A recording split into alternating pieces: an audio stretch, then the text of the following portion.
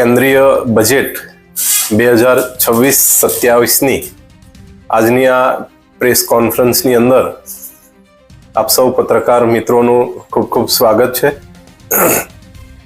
માનનીય નરેન્દ્ર મોદી સાહેબના નેતૃત્વની અંદર એમના દૂરદેશીપનાની અંદર આ જે બજેટ છે એ નિર્મલા સીતારામનજી જે આપના નાના મંત્રી છે, જેમને સતત 9મી વખત આ બજેટ એમને રજૂ કર્યું છે. 53.5 લાખ કરોડની માતબર રકમનું જે બજેટ છે એ બજેટ આગામી વર્ષ 2026-27ના વર્ષની અંદર સર્વસ્પર્શી, સર્વસમાવેશી એટલે કે સમાજના દરેક વર્ગને સ્પર્શતું આ બજેટ છે. એને હું છોટાઉદેપુર જિલ્લા ભારતીય જનતા પાર્ટીના પ્રમુખ તરીકે આવકારું છું. આ બજેટની અંદર ખાસ કરીને આ દેશનો વિકાસ થાય અને વિકાસના જે ફળ છે એ ફળ દરેક સમાજ સુધી પહોંચે અને નાગરિકોની જે આશા અને અપેક્ષાઓ છે એ પરિપૂર્ણ થાય એ રીતનું આ બજેટ રજૂ કરવામાં આવ્યું છે. ખાસ કરીને મુખ્ય જે વિષયો છે એ વિષયોની અંદર મહિલા સશક્તિકરણ, યુવા શક્તિને પ્રોત્સાહન, આરોગ્ય અને medical infrastructure, general infrastructure, logistic અને કનેક્ટિવિટી, સાંસ્કૃતિક અને પર્યટન વારસાની જાળવણી તથા ઉદ્યોગ અને ટેકનોલોજીના આત્મનિર્ભરતા તરફ અગ્રેસરતા, કૃષિ અને ગ્રામીણ વિકાસ ક્ષેત્રે વિકાસ, પશુપાલન, ડેરી અને મત્સ્ય ઉદ્યોગ, સંરક્ષણ, સ્પોર્ટ, MSME અને સ્ટાર્ટઅપ ઇકોસિસ્ટમ, AI નો સકારાત્મક ઉપયોગ. આ જે મુખ્ય વિભાગો છે આ વિભાગોને ધ્યાનમાં રાખી અને આ જે બજેટ છે બજેટ રજૂ કરવામાં આવ્યું છે. બીજું એમાં ખાસ કરીને દેશની જે નારી શક્તિ છે એ નારી શક્તિના વિકાસ માટે મહિલાઓના સ્વરોજગાર અને ઉદ્યોગ સાહસિકતાને પ્રોત્સાહન આપવા માટે C-માર્ટ્સ એટલે કે સેલ્ફ હેલ્પ એન્ટરપ્રેન્યોર માર્ટ શરૂ કરાશે. મહિલા સ્વસહાય જૂથોને વધુ નાણાકીય સહાય અને તાલીમ આપવામાં આવશે. અત્રે ઉલ્લેખનીય છે કે દેશભરમાં 10 કરોડથી વધુ સ્વસહાય જૂથો અત્યારે કાર્યરત છે. શિક્ષણ અને રોજગાર માટે અન્ય શહેરોની અંદર અથવા તો સ્થળાંતરિત કરતી મહિલાઓ માટે દરેક જિલ્લા મથકે એક હોસ્ટેલ બહેનો માટે બનાવવામાં આવશે.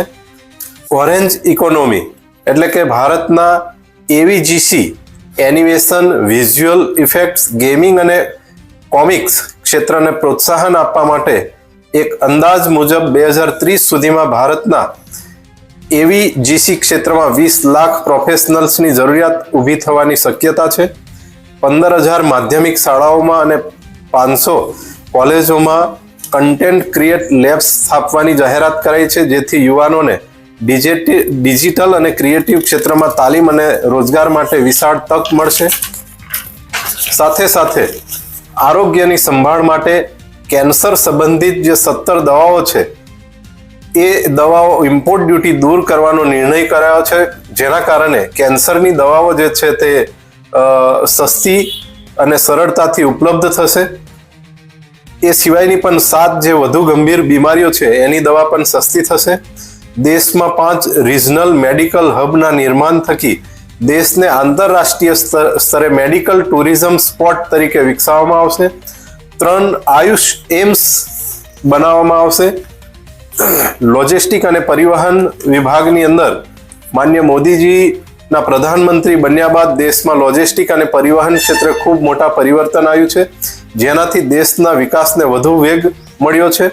7 high speed rail corridor, rare earth minerals corridor, 20 નવા રાષ્ટ્રીય જળમાર્ગ, માઉન્ટેન ટ્રેન.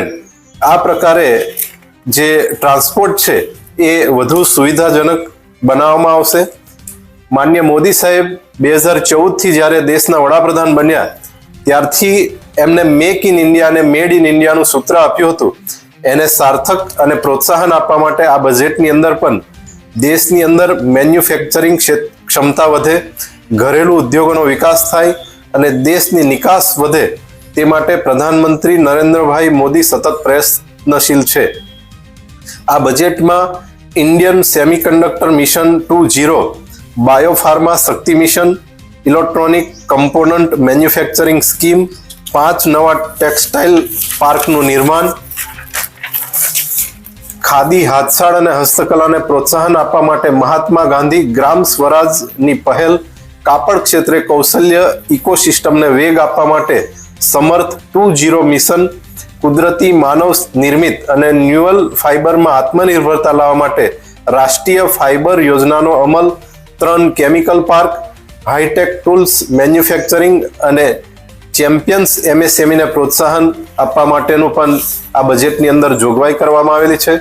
સંરક્ષણ ક્ષેત્રે પણ ખૂબ મોટી રકમ આ ટોટલ બજેટમાંથી 15.2 જેટલા જે બજેટ છે એમાં 6.81 લાખ કરોડથી વધારીને 7.81 લાખ કરોડ એ સંરક્ષણ માટે ફાળવવામાં આવ્યું છે, જેના કારણે આપણા દેશની જે ત્રણેય સેનાઓની જે પાંખ છે, થલ સેના, નૌસેના અને વાયુસેના, એ વધુ મજબૂત બનશે. સ્પોર્ટની અંદર પણ આપના જે યુવાનો છે, ખેલાડીઓ છે, એમને પ્રોત્સાહન આપવા માટે આ બજેટની અંદર ખૂબ સારી જોગવાઈ કરી અને વિવિધ રમતો માટે યોગ્ય ટ્રેનિંગ, પ્રેક્ટિસ, ફેસિલિટી વગેરેની સુવિધાઓનો આમાં સમાવેશ કરવામાં આવ્યો છે.